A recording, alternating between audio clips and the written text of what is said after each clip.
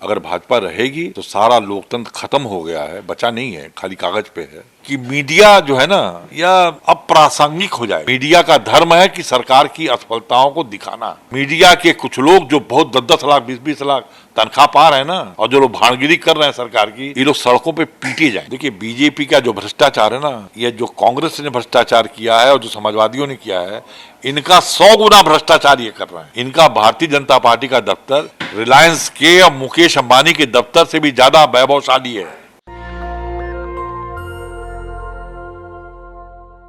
समाजवादी आंदोलन के घोर समर्थक और शरद यादव हों या शरद पवार हों, इन सब के साथ लंबे समय से काम कर रहे हैं अरुण श्रीवास्तव जी हैं। उन्होंने एक बड़ा आयोजन किया था दिल्ली में 29 अगस्त को।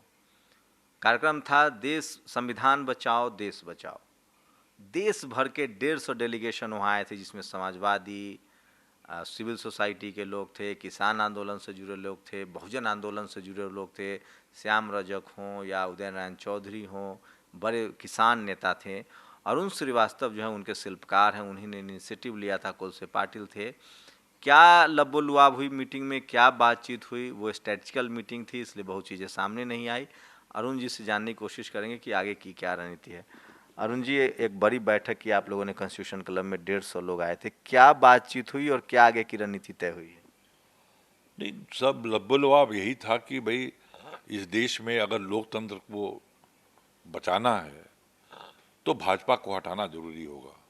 अगर भाजपा रहेगी तो सारा लोकतंत्र खत्म हो गया है, बचा नहीं है, खाली कागज पे है। और देश की जो बुरी हालत हो रहे हैं, इसे अगर निजात पाना है तो भाजपा को हटाना होगा। और भाजपा तभी हटेगी जब सभी विपक्षी दल एक हो जाएं। ऐसा हमारी मान्यता है, हम लोगों की मान्यता है। कुछ लोग हैं इस देश में जो लोग समझ रहे हैं कि नहीं नहीं, इससे नहीं होगा। लेकिन मैं उन सब लोगों को कहना चाहता हूं जो लोग इस मुहिम में लगे हुए हैं कि देश बिना विपक्षी एकता के कभी संभव हुआ नहीं कि कोई सरकार हटी हो। आपातकाल में कांग्रेस आज भाजपा जिस हैसियत में दिखाई दे रही है ना, इससे बहुत बड़ी हैसियत में कांग्रेस थी। और उसको हटाने के लिए सभी विपक्षी दल एक हो गए, तभी कांग्रेस हटी। यह सच है कि जयप्रकाश जी ने उसकी अगुवाई किया, लेकिन असलियत यह भी है कि सभी विपक्षी दल इकट्ठा हो गए थे उस समय, और कांग्रेस जो इतने साल का शासन की सरकार थी वो चली गई। हम मानते हैं कि विपक्षी दल के लोग एक हो जाएंगे, और अब की आज की तारीख में ये भी मैं मानता हूं कि केवल इकट्ठा होकर चुनाव लड़ जाने से भी शायद सरकार न हटने पाए। चुनाव के पहले सभी विपक्षी दल के लोगों को जनता के बीच में जाके भाजपा की असफलताओं को बताना होगा, देश को गरमाना होगा, तभी ये सरकार हटेगी। आप लोगों को नहीं लगता आप लोग बीजेपी फोबिया से ग्रसित हैं? ऐसा कौन सा काम है जो कांग्रेस नहीं कर रही थी? चाहे वो निजीकरण का मामला हो, चाहे हिंदू मुस्लिम का मामला हो, प्राइवेटाइजेशन का मामला, जो बीजेपी कर रही है। मोदी जी तो और थोड़ा बेहतर तरीके से कर रहे हैं। गाय की राजनीति कांग्रेस की देन है। आप समाजवादियों की सरकार रही कहाँ इस देश में? आप लोग तो सरकार चला ही नहीं पाते हैं। मोरारजी देसाई नहीं चला पाए, चौधरी चरण सिंह नहीं चला पाए, बीपी सिंह की सरकार गिर गई। देखिए, ये सच है। ये कहा जाता था कि समाजवादी एक साल साथ नहीं रह सकते और 2 साल अलग नहीं रह सकते। मैं समझता हूँ कि अब तो लगभग समाजवादी पार्टी नाम की कोई चीज़ नहीं बची है। सब नेता, जितने समाजवादी नेता थे, सबकी अपनी अपनी पार्टी बन गई है। उन बुराइयों को या उन समस्याओं से अलग हट करके अभी तो सबके ऊपर यह तलवार लटका हुआ है कि अगर ये नहीं हटा तो जितने नेता हैं सब जेल में दिखाई देंगे। और जब ये जेल में दिखाई देंगे तो धीरे धीरे जो सामंतवादी प्रवृत्तियां हैं, जो उच्च जाति की संस्कृति है इस सरकार में, जो खाली पिछड़ों को, दलितों को बेवकूफ़ बना करके आगे बढ़ रही है, ये सब इनके साथ सबसे बड़ी समस्या खड़ी हो जाएगी। दलितों की हो चाहे पिछड़ों की हो। बहुत मेहनत के बाद मंडल कमीशन लगा और उनको मिला। अब जब सरकारी ही नौकरी नहीं रहेगी तो फिर आरक्षण मिलेगा किसको? जितने भी हमारी पीएसयूज हैं जो फायदे में हैं, उन सबको बेच नीलामी के तौर पे चला गया है। मोटिव क्या लग रहा है मोदी जी का? मोदी जी का मोटिव क्या लग रहा है आपको अरुण जी? आप तो बहुत मोदी जी सत्ता के जिस पार्टी गलियार। के नेता हैं, राष्ट्रीय स्वयंसेवक संघ की जो विचारधारा है उसी को आगे बढ़ा रहे हैं। तो वो क्या जानते दिक्कत है? हैं बन जा कि सनातन राष्ट्र, कट्टर सनातन गरीब- राष्ट्र बनने में क्या दिक्कत है? मनुस्मृति से क्या प्रॉब्लम है? प्रॉब्लम सवर्ण क्यों नहीं? समाज को तो सवर्ण समाज तो खुश है। दलितों को टाइट रखना है, आरक्षण खत्म करना है, मुसलमानों का नट बोल्ट टाइट रखना है, आरएसएस कर रही है। देखिए, यह देश जब तक सब लोग मिल करके काम नहीं करेंगे तब तक इस देश की प्रगति नहीं होगी। आपको लगता है सवर्ण समाज ऐसे सोचता है? अगर ऐसा नहीं सोचता तो डॉक्टर लोहिया, महात्मा गांधी, अंबेडकर साहब चलिए मान ली दलित थे, ये महात्मा गांधी दलित नहीं थे ना, अंबेडकर दलित नहीं थे ना, जयप्रकाश जी दलित तो नहीं थे ना। इन तीन बड़े नेताओं ने और समाजवादी आंदोलन के जितने भी बड़े नेता थे सब अपर क्लास के लोग थे, और इन सब लोगों ने इस माना कि जब तक सभी लोग नहीं चलेंगे साथ में तब तक देश का विकास नहीं होगा। इसीलिए मंडल कमीशन आया ना। तो ये जो बैठक हुई है उस पर क्या रणनीति बनी? किसानों को लेकर जो 9 महीने से धरने पर है उसको लेकर कोई रणनीति बनी है? नहीं, किसानों के आंदोलन को हम पूरा समर्थन हमने दिया है, और किसान नेताओं ने जो तय किया है कि हम बीजेपी को हराने के लिए हर जगह काम करेंगे, हम उनको ताकत देंगे या उनकी ताकत का भी हम इस्तेमाल करेंगे।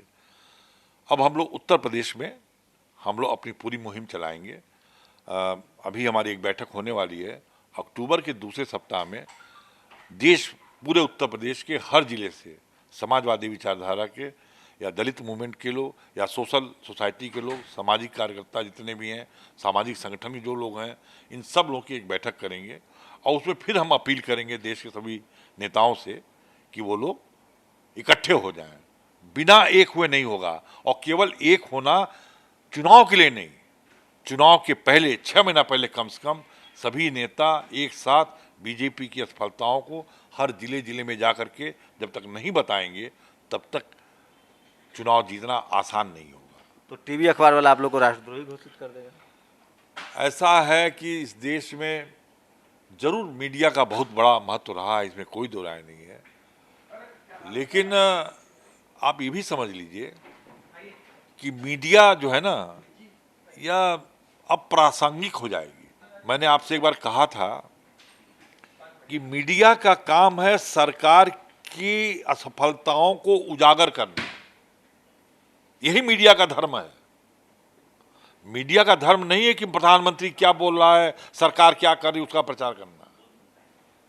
एक नई परिपाटी, नई संस्कृति दुनिया में पैदा हो गई कि हम तो जो हो रहा हो दिखाएंगे। नहीं, मीडिया का धर्म है कि सरकार की असफलताओं को दिखाना ताकि सरकार ठीक से काम करे। तो मीडिया अप्रासंगिक हो जाएगी। मीडिया के कुछ लोग जो बहुत 10-10 लाख 20-20 लाख तनख्वाह पा रहे हैं ना, और जो लोग भाणगिरी कर रहे हैं सरकार की, ये लोग सड़कों पे पीटे जाएंगे। सब मेरिट वाले लोग हैं श्रीवास्तव जी, आप गलत आरोप लगा रहे हैं। मैं फिर कह रहा हूं, चुनौती दे रहा हूं कि मीडिया के लोग जो 20-20 लाख 25-25 लाख तनख्वाह पा करके सरकार की भाणगिरी कर रहे हैं और विपक्ष से सवाल जो पूछ रहे हैं, यह सब उस सड़कों पे पीटे जाएंगे एक दिन। मैं हिंसक नहीं हूं, हिंसा में विश्वास नहीं करता हूं, लेकिन इन लोगों ने इतना कुकर्म किया है और इतना कुकर्म कर रहे हैं कि देश की जनता को एकदम बदल दे रहे हैं, मोदी मैं बना दे रहे हैं। अरे राम मंदिर बन गया, मुसलमान सब्जी बेचने वाला, ठेला चलाने वाला की पिटाई हो रही है, हिंदू राष्ट्र की तरफ देश बढ़ रहा है, दलितों को टाइट किया जा रहा है। ऐसा है कि अगर हिंदू राष्ट्र की तरफ यह देश बढ़ता तो भारतीय जनता पार्टी आज से 50 साल पहले सरकार में आ गई होती। या हमारी असफलताएं थी, हमारी कमियां थी, जिनकी वजह से भाजपा आ गई। कांग्रेस के भ्रष्टाचार ने इनको पूरा मौका दे दिया, और हमारे समाजवादी आंदोलन के जितने लोग थे, इन सब के निकम्मेपन के नाते, इनके भी भ्रष्टाचार के नाते उनको लगा कि अब ये सब भ्रष्ट हैं और यही एक ईमानदार है। उनको भी मौका मिला है। इसका कैसे देख रहे हैं? इस पर बीजेपी को कैसे देख रहे हैं? 5-7 साल हो गए। देखिए, बीजेपी का जो भ्रष्टाचार है ना, ये जो कांग्रेस ने भ्रष्टाचार किया है और जो समाजवादियों ने किया है, इनका 100 गुना भ्रष्टाचार ये कर रहे हैं, 100 गुना। लेकिन कोई मीडिया दिखा नहीं रहा है। अमित शाह के बेटे की संपत्ति 1500 गुना 5 साल में बढ़ जाए, इससे बड़ा भ्रष्टाचार क्या होगा? कौन मीडिया चैनल दिखा रहा है इसको? कोई दिखा रहा है? भाजपा की इतनी बड़ी अकूत संपत्ति पूरे देश में बनती जा रही है। कांग्रेस पार्टी बहुत भ्रष्ट थी। कांग्रेस पार्टी के दफ्तर बनाने की हिम्मत भी हुई कांग्रेस की, लेकिन भाजपा ने बना के दिखा दिया। उनको देखिए, राजनीति में या राजनीतिक शर्म करता है जनता से, तो जो कांग्रेस में शर्म था, इन्होंने उस शर्म को भी खत्म कर दिया है। इनका भारतीय जनता पार्टी का दफ्तर रिलायंस के और मुकेश अंबानी के दफ्तर से भी ज्यादा वैभवशाली है। कैसे, कहां से पैसे आ रहे हैं? आप इनको सरकार से हटने दीजिए, तब मामले आएंगे। तो ये थे अरुण श्रीवास्तव, सामाजिक आंदोलन के और समाजवाद के घोर समर्थक हैं और सारी उम्र इन्होंने समाजवाद को पोषित करने में, समाजवाद को बचाने में लगाया है। और अभी भी ऐसे दौर में जब चारों तरफ से चुप्पी है, खासकर सवर्ण समाज की तरफ से चुप्पी है, अरुण श्रीवास्तव मुखर होकर डेमोक्रेटिक मूल्यों के लिए, संवैधानिक मूल्यों के लिए आगे आते रहते हैं। आप लोग अपनी प्रतिक्रिया दीजिए कि अरुण कुमार श्रीवास्तव जी की बात से आप सहमत हैं या असहमत हैं। कैमरा आशीष के साथ शंभू कुमार सिंह, नेशनल दस्तक, दिल्ली। नेशनल दस्तक की आपसे गुजारिश है कि अगर इसको बचाना चाहते हैं तो नेशनल दस्तक को सब्सक्राइब करने के लिए रेड कलर के सब्सक्राइब बटन को दबाएं, फिर बेल आइकन की घंटी दबाएं। नेशनल दस्तक को बचाने के लिए बहुत जरूरी है कि हर खबर को शेयर करें, लाइक करें, कमेंट जरूर करें।